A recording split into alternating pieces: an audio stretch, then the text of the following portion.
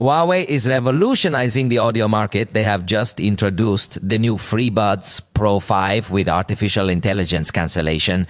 The Chinese company has just made official its new high-end headphones that arrive in 4. Gold, white, silver, and special blue with a coated case. These headphones stand out for incorporating the new Kirin, a 3-chip, and support both Bluetooth 6 and NearLink E2 Pure Zero technology, which allows them an audio transmission in extremely high quality with support for L2HC codecs from Huawei and LDEC that integrates with other manufacturers. On the inside, they are equipped with a dual acoustic driver system, which includes an 11mm dynamic driver featuring a dual ultralinear magnetic circuit specifically for the bass, and a micro-flat tweeter designed for the treble. This setup covers a frequency range from 14 Hz all the way up to 48 kHz. For controlling the device, they support pinch and slide gestures on their exterior.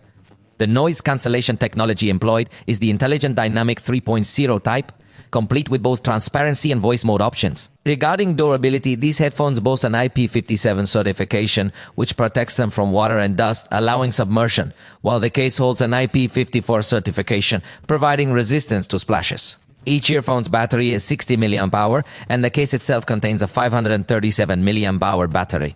When it comes to battery life, they provide up to 9 hours of continuous playback without activating noise cancellation, and up to a total of 38 hours when using the case in stable connection mode. The initial launch price is set at 1,499 yuan. When you convert that using the current exchange rate, it comes out to approximately $206. However, keep in mind that the pricing here might differ from the pricing over there. I'm curious, do you think more manufacturers should consider adopting NearLink technology as an alternative to Bluetooth? I would love to hear what you think, so please share your opinions in the comment section below.